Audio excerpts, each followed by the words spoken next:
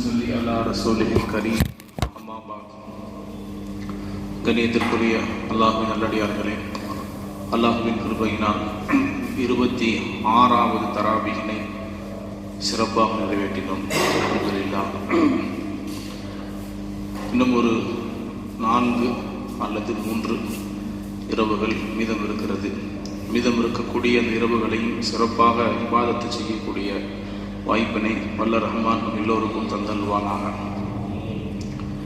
இன்றைய இறைவசனம், லா யன்ஹாக்கும் அனில்லதீன லம் யுகாதிலுக்கும் ஃபித்தீனி வலம் யுஹ்ரிஜூக்கும் மின் தியாரிக்கும் அன் தபர்ரு வ தஅதீலு வ இன்னல்லாஹ யுஹிப்புல் முக்ஸிதீன்.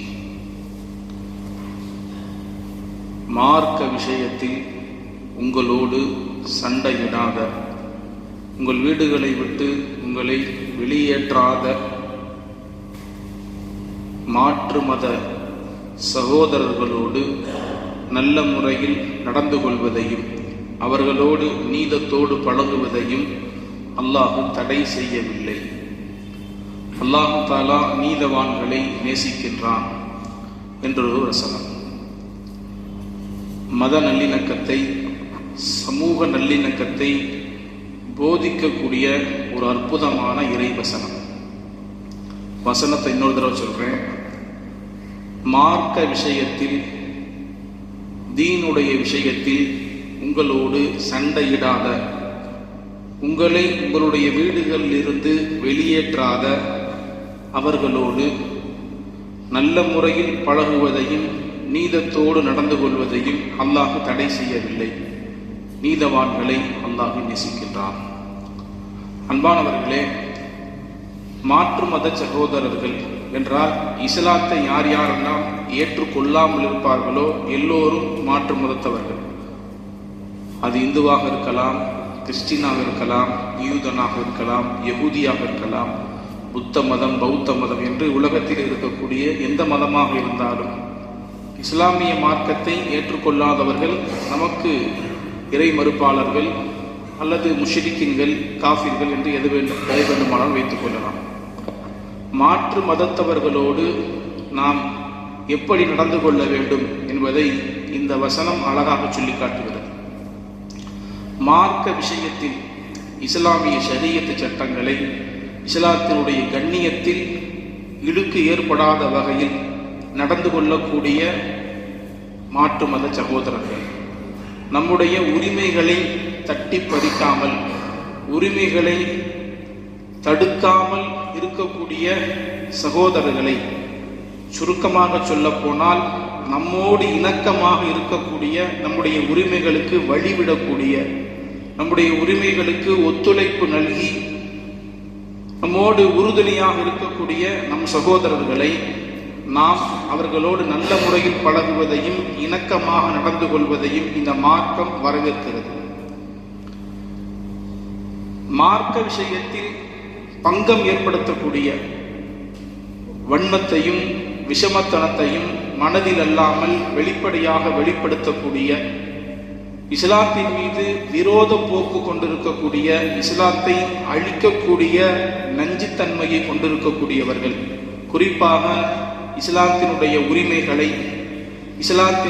உரிமைகளை தடை செய்யக்கூடிய, நேரடியாக எதிரியாக காட்சியளிக்கக்கூடியவர்களோடு நாம் சண்டையிடுவதையும் அவர்களோடு நம்முடைய உரிமைக்காக போராட்டம் செய்வதையும் இந்த மார்க்கம் வரவேற்கிறது. நமக்கு ஆதரவாக இருக்கணும், நம்மோடு இணக்கமாக இருக்கணும், நம்முடைய மார்க்க விஷயங்களில் நம்மோடு ஒத்துழைப்பாக இருக்கக்கூடிய சகோதரர்களோடு நல்ல முறையிலும் இணக்கமாக நல்லிணக்கத்தோடு பழக வேண்டும் என்பதை இந்த மார்க்கம் வலியுறுத்துகிறது.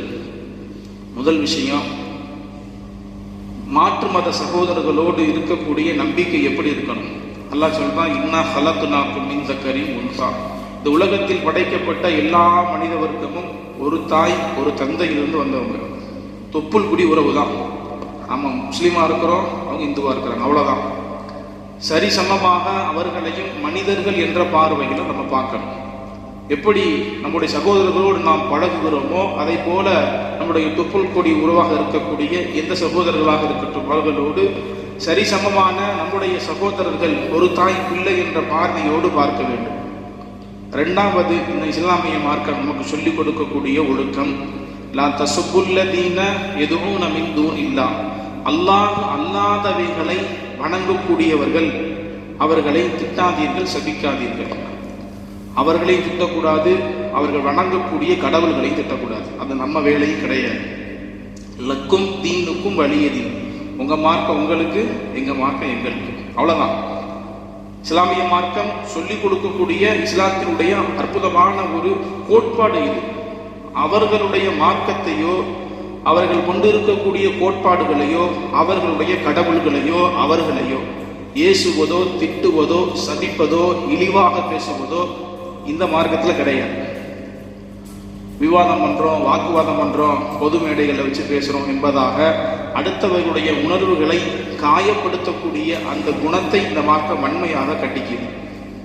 அடுத்த மார்க்கத்தோடு நடந்து கொள்ளக்கூடிய முறைகள்ல இது முக்கியமான விஷயம். அது இப்படி இருக்குது, அது அப்படி இருக்குது, ஒருமையில் பேசுவது. நிறைய புது புது இயக்கங்கள் வந்த பிறகு மாற்று மத சகோதரர்களோட விவாதம் என்ற பெயரில், அது வலைதளங்களாக இருக்கட்டும், பொது மேடையாக இருக்கட்டும், அந்த இடத்துல நம்முடைய நாம் சொல்லக்கூடிய வார்த்தைகள், நாம் வெளிப்படுத்தக்கூடிய வார்த்தைகள் தான் நம் மீது இருக்கக்கூடிய மரியாதை அது காட்டும்.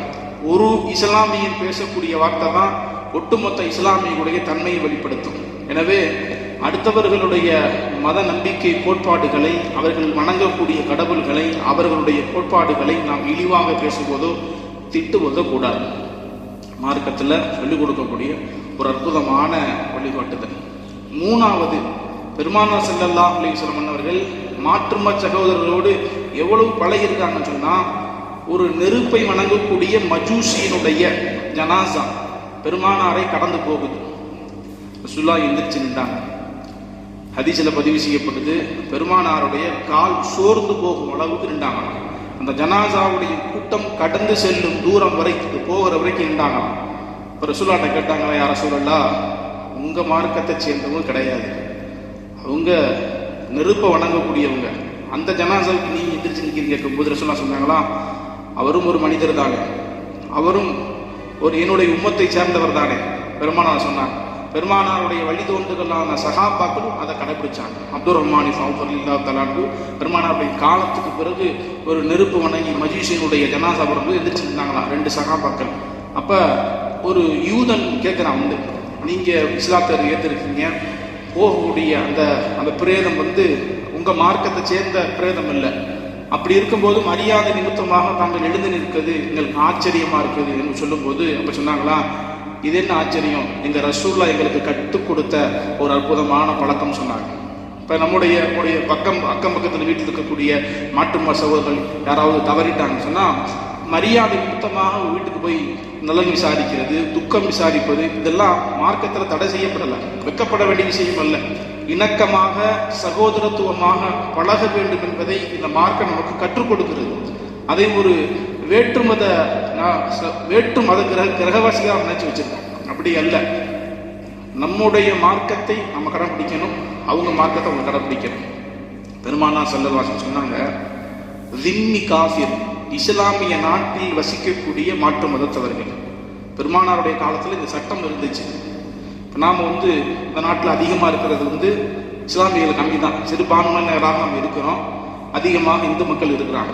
இதே போல இஸ்லாமிய நாடுகளில் இந்து மக்கள் இருக்கிறாங்க, அவங்க சிறுபான்மையினராக இருப்பாங்க, இஸ்லாமிய மக்கள் பெரும்பான்மையாக இருப்பாங்க. அப்போ ரசூலுல்லாஹுடைய காலத்தில் ரசூலுல்லாஹ் சொன்னாங்க, மன் பலம முஆஹிதன், யார் ஒப்பந்தம் செய்யப்பட்ட இந்த திம்மி காஃபிர்களுக்கு அநியாயம் செய்வார்களோ, அவர்களை கொலை செய்வார்களோ, அவர்களை பலவந்தப்படுத்துவார்களோ, அவரிடத்திலிருந்து பொருட்களை அபகரித்துக் கொள்வார்களோ, யார் அவர்களுக்கு அநியாயம் செய்வார்களோ அவர்களுக்கு எதிராக நான் வாதாடுவேன் என்று சொன்னாங்க.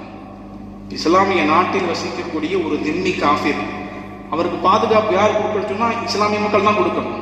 ரசூலுல்லாஹ் எவ்வளவு பெருந்தன்மையா சொல்றாங்க, ஒரு இஸ்லாத்தை ஏற்றுக்கொள்ளாத ஒரு மனிதர் இஸ்லாமிய நாட்டில் இருக்கிறாரு, அவருக்கான பாதுகாப்பு, அவருக்கான ஒத்துழைப்பு, அவருக்கான பாதுகாப்பு எல்லாவற்றையும் யார் கொடுக்கணும் சொன்னா இஸ்லாமியர்கள் தான் கொடுக்கணும். யார் இதற்கு மாற்றமாக நடந்து கொள்வார்களோ, அந்த நம்ம தான் பெரும்பான்மையா இருக்கிறோமே, இந்த இவர் இஸ்லாத்தை ஏற்றுக்கொள்ளல, வேற கொள்கையில் இருக்கிறாரு, இவரை நம்ம அடிக்கலாம், இவரை துன்புறுத்தலாம், இவரை நம்ம என்ன வேணா செய்யலாம் என்ற எண்ணத்துக்கு போயிடக்கூடாது. ரசூலுல்லாஹ் சொன்னாங்க, அது மாதிரி யார் நடந்து கொள்வார்களோ நான் நிற்பேன்னாங்க, நான் வாதாடுவேன், இங்கே மட்டும் இல்லை மறுமை நாளில் வாதாடுவேன்னு சொன்னாங்க. இப்போ எவ்வளவு தூரம் மாற்று மத சகோதரர்களோடு நாம் நடந்து கொள்ள வேண்டும், அவர்களோடு நாம் எப்படி நல்லிணக்கமாக நடக்க வேண்டும் என்பதை பெருமானா ஸல்லல்லாஹு கற்றுக் கொடுத்தாங்க. அல்லாஹ் சொல்றான், குலில் ஹக்க, சத்தியத்தை சொல்லுங்க, ஃபமன் ஷாஅ ஃபல்யுமின் ஃபமன் ஷாஅ ஃபல்யக்ஃபுர். யார் நாடுறாங்களோ ஏற்றுட்டு போறாங்க, யார் நாடுறாங்களோ அவங்க மறுத்துட்டு போறாங்க. இந்த மார்க்கத்தில் லா இக்ராஹ ஃபித்தீன், யாருக்கும் வற்புறுத்தல் கிடையாது. வலுக்கட்டாயப்படுத்தி ஒருத்தர் கூட்டிட்டு இஸ்லாத்தை திணிக்க கூடாது. வலுக்கட்டாயப்படுத்தி ஒருத்தரை கூட்டிட்டு நீ இதை ஏற்றுக்கிட்டு தான் ஆகணும்னு திணிக்கக்கூடாது. இது அல்லாஹ் நாடக்கூடியவர்களுக்கு ஹிதாயத்து கிடைச்சிடும். இஸ்லாமிய மார்க்கத்தை வளர்க்கறதுக்கு முக்கியமான காரணம் யாரு சொல்லுங்க? இஸ்லாமிய மார்க்கம் வளர்றதுக்கு முக்கியமான காரணம் ஒரு இறை மறுப்பாளர். பெருமானார் ஸல்லல்லாஹு அலைஹி வஸல்லம் அவர்களுக்கு ஒத்துழைப்பா இருந்துச்சு.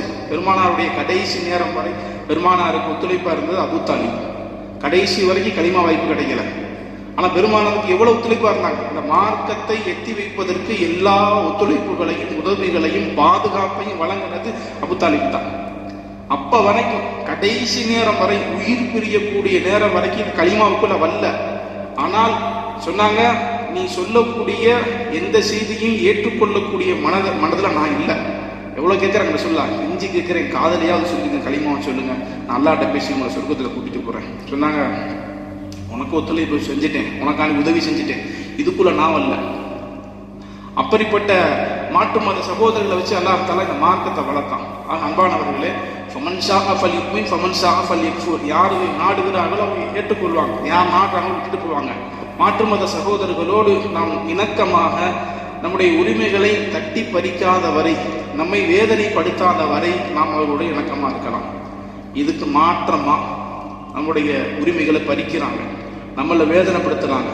அங்கங்க நமக்கான உரிமைகள் பறிக்கப்படும் பொழுது அதற்கான போராட்டத்தை கையெடுப்பதையும் இந்த மார்க்கம் வரவேற்குது. கொட்டிக்கிட்டே இருந்தால் என்ன செய்யக்கூடாது, தலையை காட்டிக்கிட்டே இருக்கக்கூடாது. கொட்டை என்ன தலையை காட்டிக்கிட்டே இருந்தா புளியை தொட்டி புதைச்சிடுவாங்க. அப்ப ரெண்டுக்குமே இருக்கு. இப்ப நடக்கக்கூடிய சண்டைகள், போர்கள் எல்லாம் ஒரு கட்டத்துக்கு மேல நம்முடைய இன்னும் மொத்தமா அழிய ஆரம்பிச்சிருச்சு. யாருமே உலகத்துல இல்லாத அளவுக்கு இஸ்லாத்தை அழிக்கக்கூடிய ஒரு சூழ்நிலை ஏற்படும் போது எதிர்த்து நிற்கக்கூடிய தைரியத்தையும் சத்தையும் தெம்பையும் நாம் உருவாக்கி கொள்ள வேண்டும் என்பது நம்முடைய மார்க்கத்தினுடைய வலியுறுத்தல். அதை தாண்டி மாற்று மத சார்ந்த வணக்க வழிபாடுகளில் கலந்து கொள்வதை, அதை நாம் நம்முடைய வணக்க வழிபாடாக தேர்ந்தெடுத்துக் கொள்வதையும் மார்க்கம் கண்டிக்குது. நல்லிணக்கமா பழகிறோம் என்பதற்காக நாம் என்ன செய்யக்கூடாது, பட்டையை போட்டக்கூடாது. அப்படிதானே? இப்ப நிறைய அப்படிதான் செய்யறாங்க. நல்லிணக்கமா அவங்களோட நம்ம உடனே சேர்த்து போறோம், நம்ம வீட்டில் கொஞ்சம் பொங்கலை வச்சுக்கிறோம், தீபாவளிக்கு கொஞ்சம் வெடியை வெடிச்சிருவோம், அவங்க கொஞ்சம் சந்தோஷப்படுவாங்க. அவங்க செய்யக்கூடிய திருவிழாக்களில் போய் நம்மளும் கொஞ்சம் டான்ஸ் ஆடுவோம். நிறைய சகோதரர்கள் பார்க்குறேன், நிறைய பார்த்தா அந்த பால் குடத்துக்கு முன்னாடி டான்ஸ் ஆடிட்டு போகிறது நிறைய பேர். அங்கிட்டு மகளால் இருக்கக்கூடிய முகம் நிறைய தெரியுது. கேட்டால் சகோதரத்துவமாக இருக்கிறோம் அப்படின்ட்டு. இது அல்ல, இது சகோதரத்துவம் கிடையாது, இது நல்லிணக்கம் அல்ல. நம்முடைய எல்லைக்குள்ள நம்ம இருக்கணும், அவங்க எல்லைக்குள்ள அவங்க இருக்கணும். அப்போத்தான் நல்லா இருக்கும். கலந்து போனோம்னு சொன்னால் நம்முடைய அந்த பண்பாடு, கலாச்சாரம், நம்முடைய மார்க்கம் சொல்லி கொடுக்கக்கூடிய ஒழுக்கத்தோடு நம்ம வெளியே போயிடும். அதுக்குள்ளே இருக்கிற வரைக்கும் நமக்கு கண்ணியம். பட்டைக்கிட்டே போட்டு டான்ஸ் ஆடுறான்னு சொன்னால் வாயில் சொல்ல மாட்டாங்க, அது வேற மாதிரி சொல்ல ஆரம்பிச்சிடுவாங்க. அப்போ நல்லிணக்கம் என்றால் எது, இணக்கம் என்றால் எது, மார்க்கம் என்றால் என்பதை பிரித்து பார்க்கணும். அல்லாஹ் அதெல்லாம் அழகா சொல்லி காமிக்கிறேன். அல்லாஹ் எங்காக்கும். அதுபோல இருக்கக்கூடிய சகோதரரோடு சண்டையிடுவதோ நான் அனுமதிக்கிறேன். அல்லாஹ் சொல்றான், நான் அனுமதிக்கல. இணக்கமாக பழகுவதை அல்லாஹ் தடை செய்யலன்னு சொல்றான். வல்ல ரஹ்மான் வாழும் காலம் எல்லாம் பிறரோடு இணக்கத்தோடு வாழக்கூடிய தௌஃபீக் நம் எல்லோருக்கும் தந்தல்வானாக. வாஹிரு தஅவானா அல்ஹம்துலில்லாஹி ரப்பில் ஆலமீன். நவைத்து சௌம கதி